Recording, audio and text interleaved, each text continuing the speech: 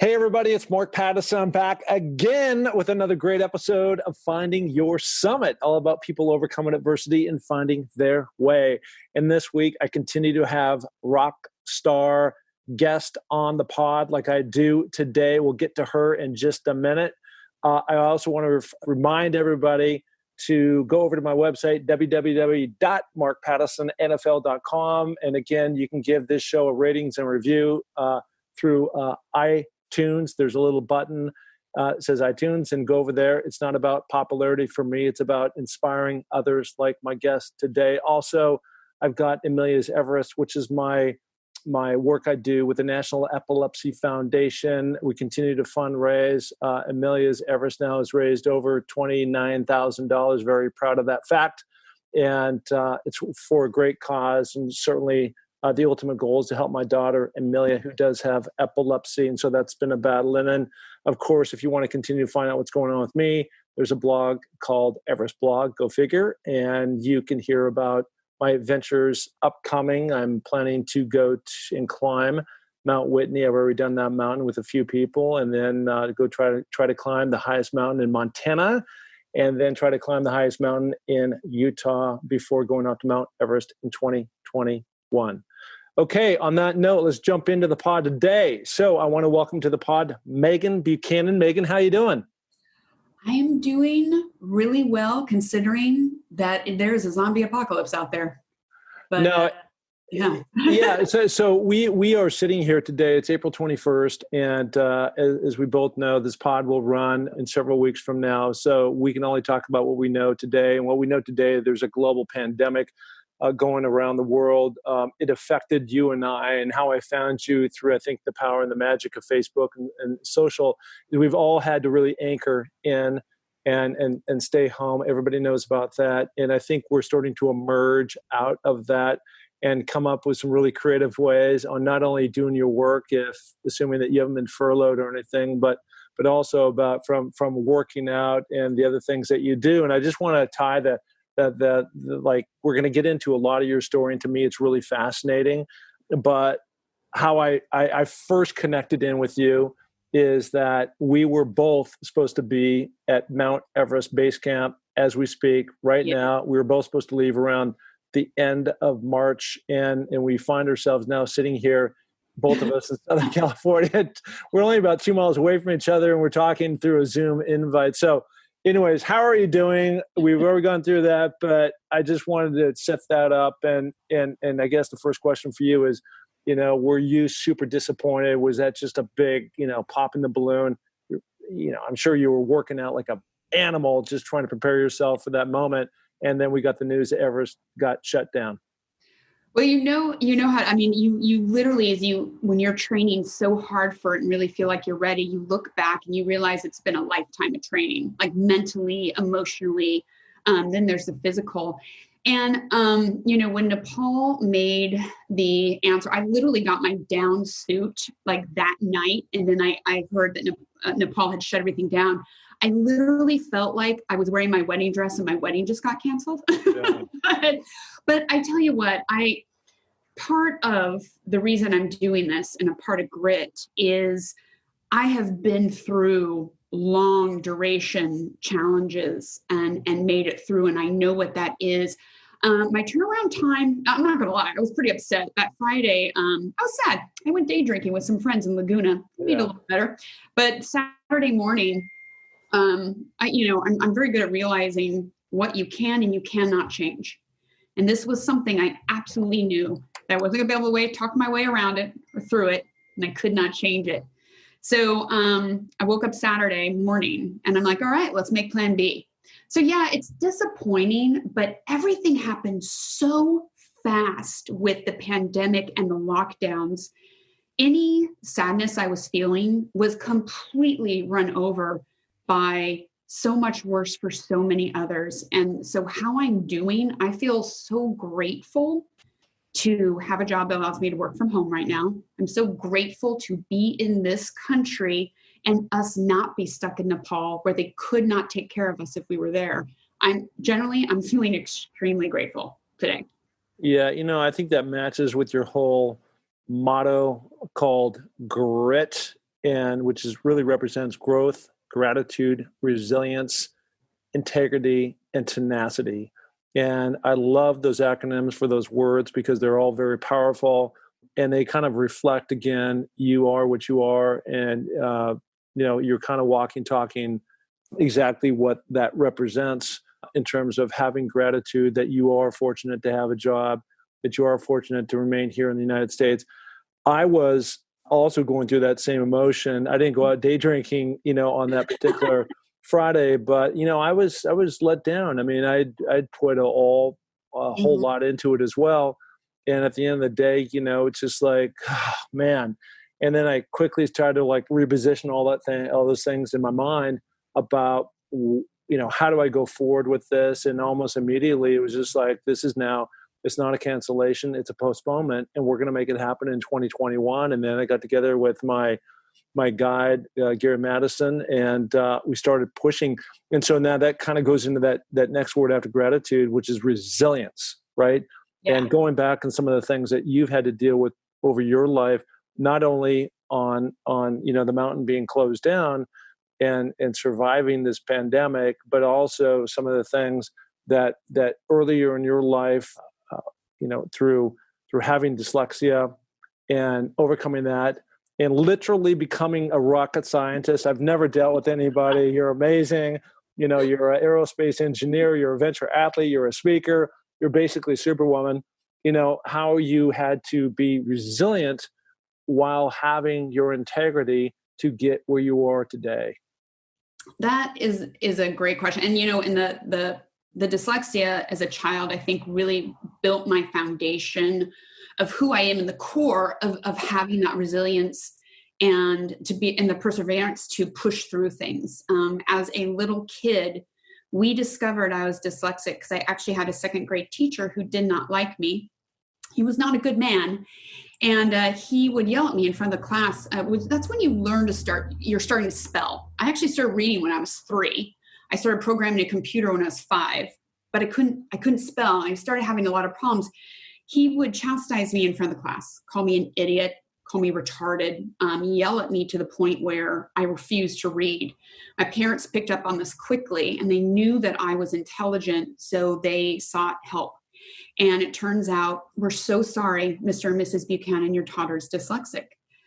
And it was literally, of course, I'm sure it happened over some time, but what my memory is my mom looking at me and saying, you don't believe anyone else. You're just going to have to work hard for everything that you want. And we start right now. And it was really the foundation then of my parents never letting me use it as an excuse and just to fight harder for what I wanted. And so I think it just became a way of life for me to push through. And it's hard as a kid when you know you're smart, but it's not reflected in your writing. It's not reflected in your spelling, and you're labeled. And going through high school, I'm also quite bubbly, as you can tell, and and cheerleading and all sorts of things. But I remember I was top 10 in my class in high school, and I wanted to be an aerospace engineer.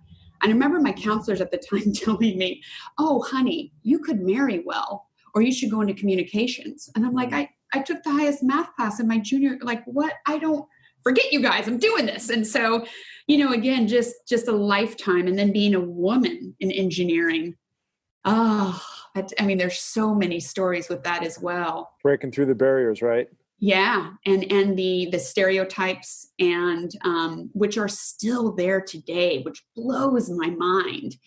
And that is one reason why, I really started building grit, because I realized what those tools are that help me take on any challenge. I don't care what it is. And there are times where I'll be like, wow, I think I bit off a lot there, but I know I can get through it. And I know that I had such support from my parents growing up, and I wanted to put that together to help give other people. And so that's kind of where grit came from in the beginning. Yeah, I love that. It's a little bit, when we start talking about giving back and paying it forward, and when you've gone through a lot of tough times and then you found your way out, and it's really the gift that you can give. I was talking on another podcast yesterday about Tim McGraw's got a great song about called Humble and Kind. And it's if you get where you're going, make sure you turn around and help the next person in line. Always remain humble and kind. And it's really what that's about, especially when you go through a lot of adversity of people trying to bully you around the block or not making you feel smart or trying to dumb you down or make you small. And it's just the opposite of what you have to be. And for anybody, it doesn't matter what color you are or if you're a male or a female, it's just, I don't know what that is with some other people where they really try to make you small and not really allow you to be the best that you can be.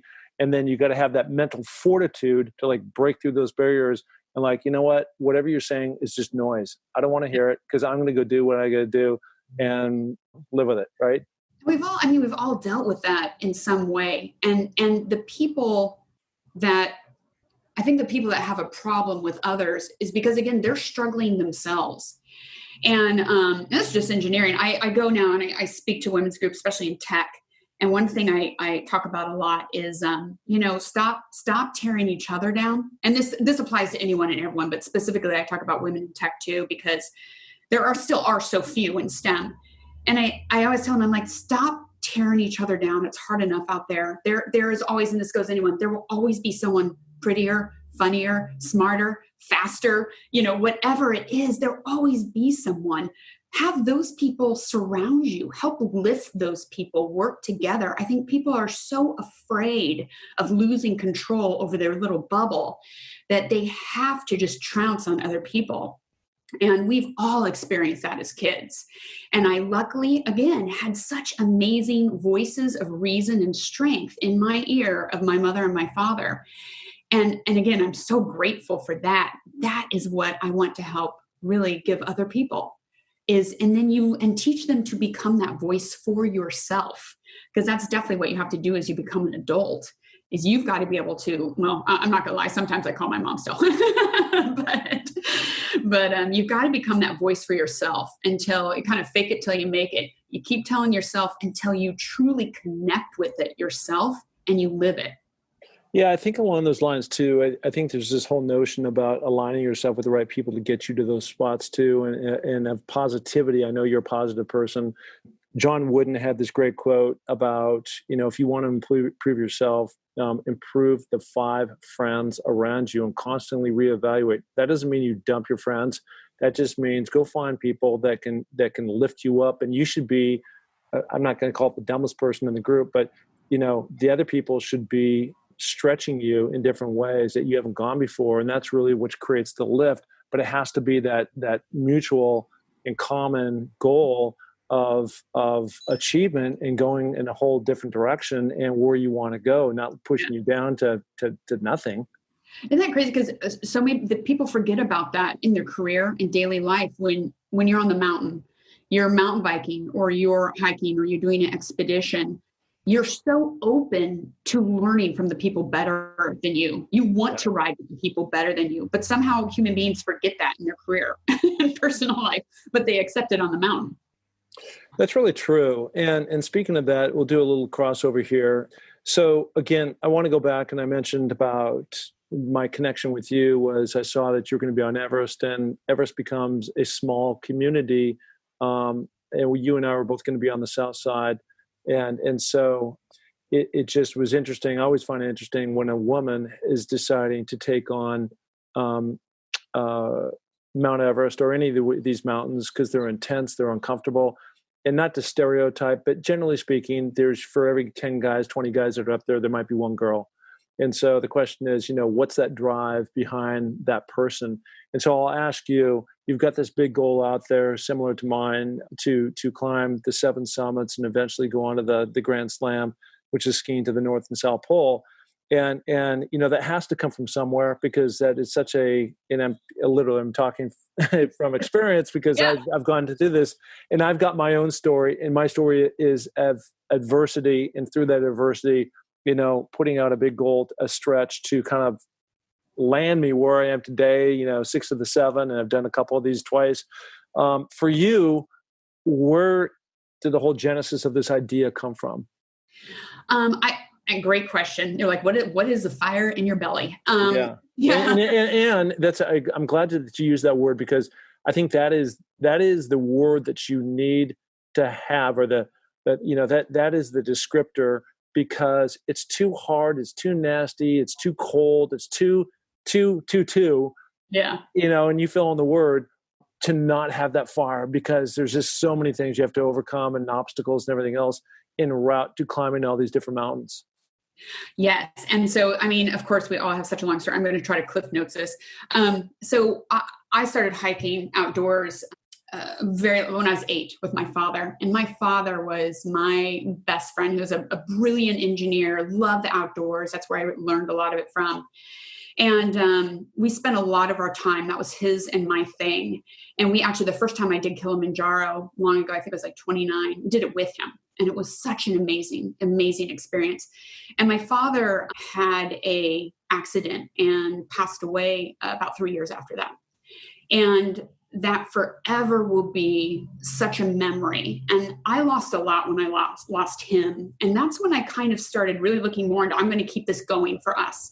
Because we had talked about, I had done Everest Base Camp before, and he wanted to do it with me. And so I picked things back up, and I decided to keep going. And, but in there, I was living in Vail, and I had a horrendous life-changing snowboard accident, and hauling ass in a back bowl behind a friend of mine who's ex-US ski team. So we're going pretty fast. And there was so much powder. I hit a downed tree under the powder dead on, and literally decapitated my femur bone, popped the head off, shot up the side, spiral fractured it down, muscles ripped out. So internally just bleeding. And they couldn't find us. Horrendous rescue. The ski patrolman said in 20 years, it was the worst accident he's seen where the person lived. Emergency surgery. I woke up to a 14-inch titanium rod down the middle of my femur and pretty much told, you will be in a wheelchair or a cane the rest of your life. Mountain biking, skiing, snowshoeing, running. It's done. We're sorry. And at that point, I think I was like 35, 36. And I was like, I'm sorry, what? And so that's when that challenge started. And I took that one on right away. Like, sorry, that's not going to be my life. And it was a tremendous struggle. I had to change careers. I had to leave my job at Lockheed Martin, which I loved, ended a relationship that I thought was the one. It changed a lot. And I had to dig deeper in myself than I ever have to keep positive. I was in 24/7 horrible pain. Not a moment went by that I didn't feel like my muscles wanted to rip off my bone. So now we're at a year past the accident. I have a cane. I can't walk upstairs without a railing and a cane. The doctor is amazing. Vail Summit Orthopedics is fantastic. He stuck with me. He's like, I have never seen this before. I don't know what's going on. So we kept fighting. My physical therapist was unbelievable. Would meet me at the gym afterwards when insurance wouldn't pay for it anymore. I decided I'm going to be my own hobby. All my money went into it when insurance wouldn't pay for it anymore. I'd come in with a new hat, like every day is so positive. Like, look, I have a choice. I choose to be happy. I choose to make this work. I choose to find answers. So anyway, year and a half later, I still cannot walk upstairs. We finally figure out I'm allergic to titanium. In a year and a half, doctors, and we went to other experts. They're like, this is just your life. I'm sorry. I was in so much pain. So Cunningham finally, my doctor, he was able to take it out. Literally, I felt better that night. And the whole time I just was praying to the universe, like, if we figure this out, I'm going to go do Kilimanjaro again. I'm going to do Everest Base Camp again, and we'll see what's next. I got it out within 1 month. I could walk upstairs. Within 6 months, I did Everest Base Camp. And at that point, I was even stronger than I'd ever been mentally. So at that point, I was like, I'm going to do Aconcagua. Let's go try it. Killed it. So what did you do in terms of the replacement from the titanium? What did you put in there? So they don't have to put anything in. It held the bones together so it could regrow. In fact, it kept overgrowing. Yeah. So at that point, it's dangerous to chip through the bone and take it back out again. You can have complications, but they took it out. Just the bone marrow, you have to wait for that to grow back in. It takes a few months. Yeah. But it had healed. But my body was fighting the titanium, which there's so little known about titanium allergies. It's such a great metal that it just didn't occur. And so it was just constant constant, me being my own advocate, tenacious every month in there at the doctor's office again, like, hi, I'm still here, not better. What do we do now? And just knowing that I would get through it and climb again.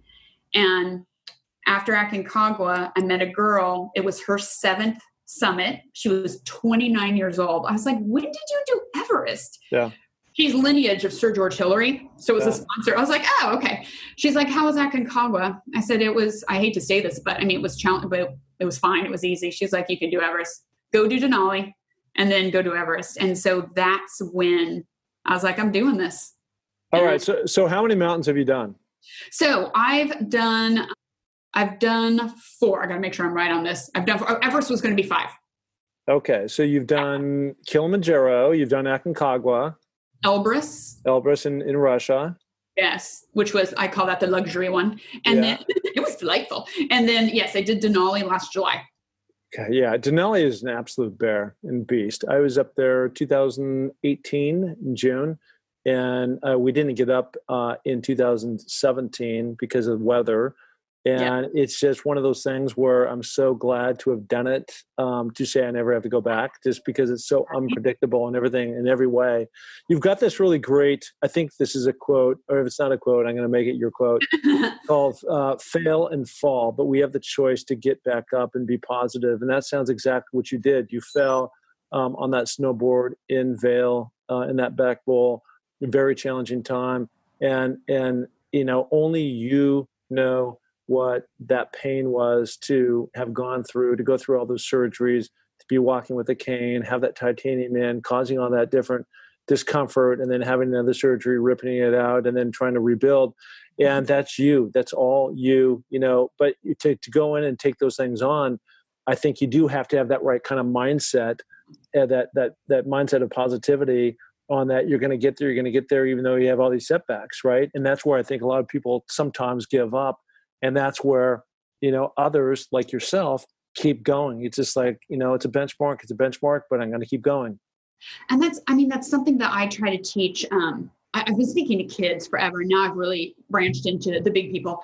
But one thing I try to limit, when you think about an entire mountain, it is overwhelming. You know how it is when you arrive. Remember, you fly over, you see Denali, you're like, wow, holy crap. But I teach people you need to bring it down, like you said, to that one step at a time. And when you are in the middle of it, like right now, what I'm trying to help friends with, if you start thinking about the trickle effect months down the road, you're going to get overwhelmed. You need to be concentrating on one step in front of the other and just keep moving forward. And if you can do that and you make that choice, I'm going to take another step. I'm going to take another step. You almost compartmentalize it into something that you can handle until you are more used to it. And then it becomes second nature to just keep moving. It's kind of like that crawl, walk, run. Yeah, no, I think you're absolutely right. And kind of that word that came to me when you said that was just being overwhelmed if you try to take this on. And so I think it's great to have big goals, and that's what really pushes you. And that's what helps sometimes, especially in my case, emerge you out of a dark place, or from a place that you're stuck, you feel stuck in life. And that can really be the fuel to help with those big goals. But it's kind of like what we used to say back in football in the NFL, is it's just one game at a time, one play at a time, one game at a time. You can't be thinking about, the Super Bowl and all these things, because that may never happen. You just got to stay right in front of you. So let's get back to where we started the pod today. And I asked you about, you and I both got the news that they had shut down the south side of Mount Everest. They first originally, they shut down the north side, which is Tibet, but controlled by China. I thought we still had a chance. And then Nepal, and then Nepal ended up shutting their side down. So it was what it was. So now, in terms of like resetting your mind towards next year, what are the things that you're doing towards that goal for next year, and it's just basically, like, what is the reset for you? Yeah, no, that is such a great question. And hopefully the reset, we'll see how things go, but I already reset a bit and moved Carson's pyramid. And I can never say the the point in Australia, Kosciuszko or whatever. No, I've done it. You actually have to climb the mountain. It's called Mount Kosciuszko, and it's down the snowy mountains. And it seems like you can't say that mountain unless you've actually gone and done it. And then somehow or another, you're blessed by the Australians that you can actually. Heard it so much, and you're good. Yes, correct. Yeah. Aconcagua was hard for a while too, but no. So I hopefully, but I'm going to do Carson's Pyramid too. And so I will say, so I'm with Climbing the Seven Summits, and they have been so amazing through all of this. And so we pushed my Everest trip to next year. So you're climbing with Mike Hamill of Climbing the Seven Summits? With his company, yeah. Plus Casey Grom, I think, but Mike Hamill's company, and again, they've been fantastic. So I'm signing on with him to do Carson's Pyramid, hopefully this fall, if we can all get out. Yeah. So moving that into 2020 so I can keep on my path, and then we'll do Everest in 2021. And then after that, I hope that following winter, then I can go down to Antarctica and do both Mount Vinson and then also do the South Pole. We'll see where we are with hopefully, sponsorship. That's another thing that was very, very hard. The hard part about what happened with Nepal being ripped out is I've been working so hard with a few companies trying to get sponsorship. And so, a lot of, athletes this is extremely expensive, this.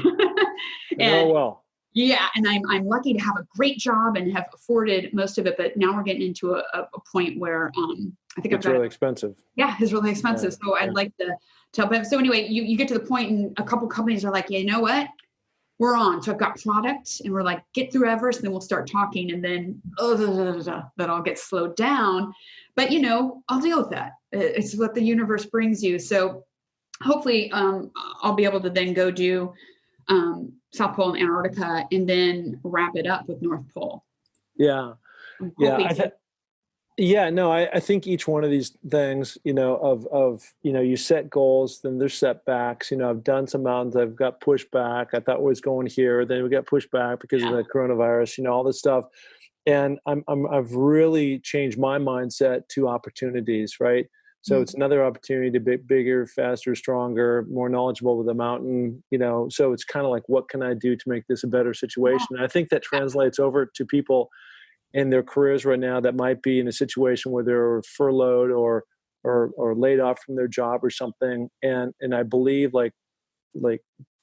things that you may want to do, like what can you do to put yourself in the best position to emerge out of it? And sometimes you have to pivot.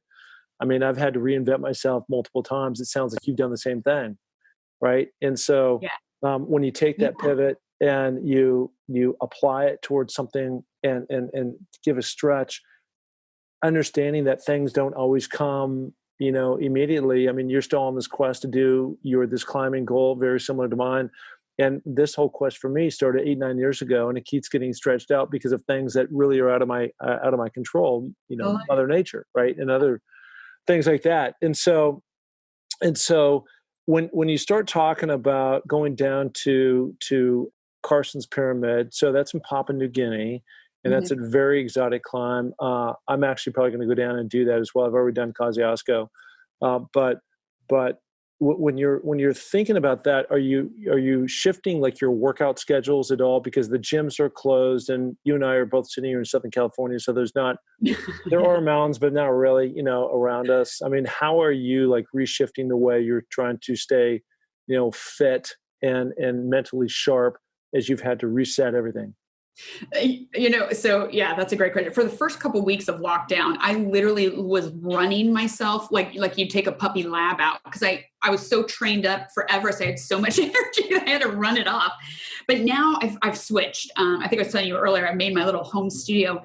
We are all so busy, and there are things I've really wanted to devote into. And right now I've shifted into some really amazing yoga and Pilates and body strength against body strength, and finding levels of strength like I had not found in the gym. I'm really digging into that. I can still down in Orange County, I'm doing some solo mountain biking, just hard climbs, straight up, straight down, cool. Not technical, but really just keeping the lungs and legs in shape, that sort of thing. So there's a lot of at-home fitness, I think, that you can do to keep stimulated, and hopefully you can still go run and maybe hit a trail by yourself. I know in other states people can definitely still do that. But also, I think this is always good mental training too, because this, you are almost in isolation. You are in long periods of time of downtime, waiting. I think this is the perfect time to strengthen mentally, and being able to deal with strife issues. In mountaineering or expeditions, when things happen bad, they go quick, and you need to be able to respond quickly. You need to rest mentally. So I think this is a good time to mentally rest. As far as Karzant's pyramid, I will say the thing that I probably have the least, I was a trekker that became a mountaineer, not a rock climber that became a mountaineer. I've been trying to beef up those skills before Everest. I've done some great ice climbing and joined a climbing gym, but we can't go there now. Yeah. So another thing I've been doing is I'm actually watching great YouTube videos on a lot of theory and technique, and actually just, trying to mentally learn in theory and practicing my knots and just try to keep mentally strong. Yeah, I love that. I've had to be, like all of us, be very creative. I'm a Peloton member, and they've come up with these, my Peloton is actually in Sun Valley, Idaho. But once you're in there, they've got all these other programs on there, and one of them is outdoors. And so there's like a running trainer, so I'm doing interval sprints. I'm just, mixing up the workouts, and I'm just trying to reset my mind, my body, my soul, until I get back in a couple months to Sun Valley, where I'm, live at the base of the mountain. And so it just, when you live at 6,000 feet and you can train, as because you are back and forth, it sounds like, to Vail. Yeah. It's just a environment that is very conducive to the type of things that you and I like to do. So much of it. So let me ask you this question. I want to go back to grit, because I don't think we really define that. And let's get into your career really quickly. So you're a trained rocket scientist, and so does that mean that you're planning missions to Mars or something, or you're building literally rockets that go up to space? Are you still doing that? And then I want to transition that question into, how is grit in terms of a business fill your life? Okay, so I will say right now, I'm currently working on military fighter jets. My past career, I definitely worked on Titan and Atlas rockets. And then most of my career I spent developing a spacecraft survivability for manned space flight for Lockheed Martin and NASA. That is, and I loved it. It was fantastic. I had an independent research and development contract with NASA, but that's when I had my accident. And I was actually knocked out of work for 3 to 4 months. Couldn't even go back. And then it was halftime. And if you're not there to do the work, you kind of lose your funding. And I made the decision. I actually had to take a year off to try to get my leg back. And I took a shift, and I actually went and worked. I wanted to live in Vail full time. And so I worked for a lot of software companies out of Silicon Valley, doing project management implementations for huge projects. And that was great. That gave me some great experience. And then it got to the point where I really missed aerospace. So I was given an opportunity out here in California to work on fighter jets, which is always cool. And so I'm doing that right now. Grit started really after my accident. And then I started talking to kids and other patients going through rehab. A lot of athletes going through rehab were having a really hard time struggling with it. And everyone just kept telling me, I have grit. And so I kind of looked it up and saw what it is. So then I started forming, when I talk to kids, what does grit mean to me? And so I came up with the acronym. And then I've been really serious about it probably for the last 1.5 years, 2 years, and really starting to build out a platform and really speaking about it, because I think that I really have identified 5 tools that will help you build who you are, take control over what you can in your life and reach your full potential, not hidden by fear, not afraid, to really live authentically who you are and build up the strength to carry that through. And I have goosebumps right now, and I tear up every time I talk to people, because so many people are missing that. There's so much that they want to do. There's so much they see in themselves, but they haven't developed the strength to push through it no matter what. And every little challenge you take on, it almost like spirals you up. It just builds that confidence until you get to the point. I'd say with me, at just the point, like when a challenge comes on, I recognize it right away. I'm like, all right, giddy up. Here we go. Let's get through this one. And it becomes, I like to say, we are in such uncertain times right now, and it can be very frightening. But I am certain that I will come out of this stronger and better. And that is what I want to help people feel like, and give them the tools to do that.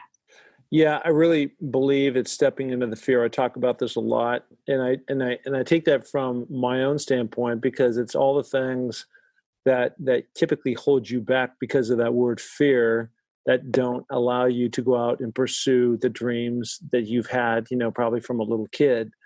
And when you go do something that's a super stretch, and you jump out of a plane, or it doesn't have to always be about that, climb a mountain. It just has to be something that makes you uncomfortable. And then when you go through the steps, as you were talking about, through your grit, through the pyramid of success, whatever you want to talk about, how you get there, but they're all steps.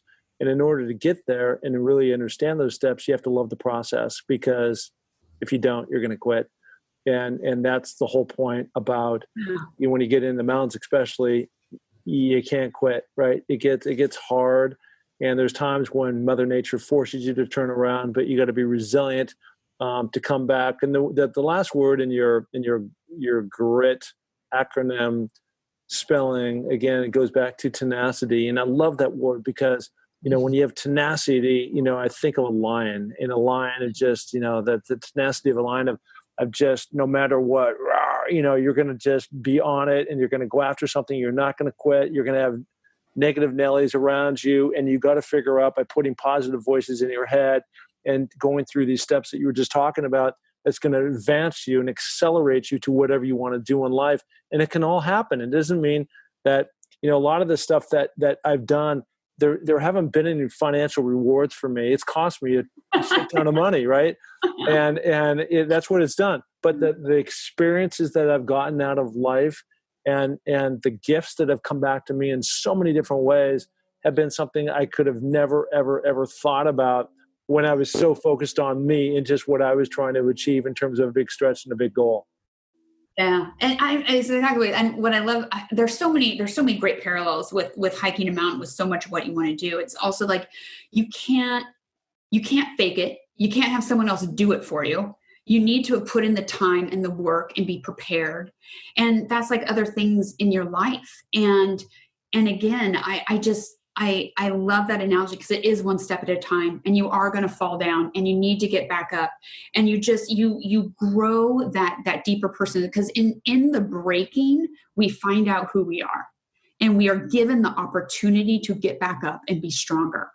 And so I'm grateful for when I am broken. I'm grateful for when I get knocked down to my knees. And because I know that I've got the choice right now to get back up. And it is like that mountain. And I think for mountaineering too, I feel so myself there. And I think it's a place that's an equalizer on that mountain. And you are working as a team, and you're working together, and you earn your respect for what you're doing. And no one can take that away from you, and no one can deny it. I like to say, people, like, I show up at a job in engineering, I show up on a mountain. I'm sure I probably get the same response every time, like, oh yeah, like she can do this. But in engineering, it's hard. You have haters, you have different things. They can say whatever they want to say of why I am where I am. On a mountain, no matter what you think about me day one, every day I'm in there, I'm tenacious. I'm doing it. I'm killing it. I'm putting in what I need. I've done the work. And you can't deny that being on a trek with that person. You can't take that away from them, because you see it, because they're not going to make it up the hill if they're not doing the work and they're not authentic. So I just love that analogy too. It's just such an amazing equalizer. Yeah, what I've found is when everybody lands in whatever region of the world that you're going to have your planned climb, and now you're sitting there with 10, 12 folks, and everybody has been, bring a certain amount of ego to the table, and you're sitting around the night before and having a beer and having dinner. And then ultimately, you come together and you go, okay, it's time to start climbing.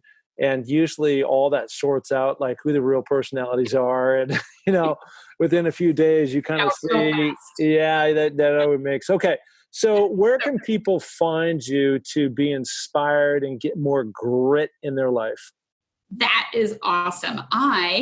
One of my little projects during quarantine time was to go and buy my, .com, which was a process. I was .org.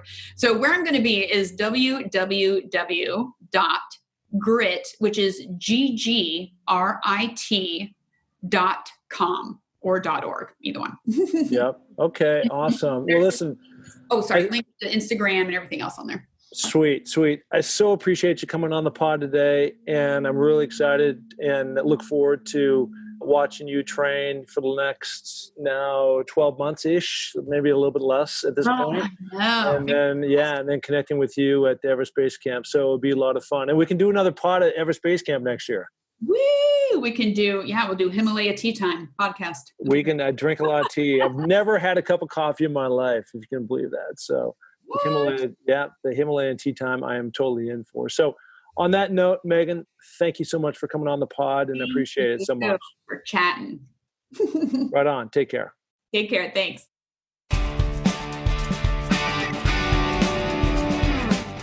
Hey, and thank you so much for listening to the Find Your Summit podcast. We are so glad to have you along for this journey. And if you enjoy the show, please tell a friend, share it on iTunes, spread it to the planet. We're looking to broadcast this to every person that is out there because, as you know, everybody has their own summit that they're going after. Okay, if you're looking to follow my journey, you can find that through my social links on markpattisonnfl.com. That's Mark, M-A-R-K, Pattison, P-A-T-T-I-S-O-N, NFL.com. So, until the next podcast, just remember, clear eyes, full hearts, and remember, it takes a little more to make a champion, so make it happen. Thank you. Bye.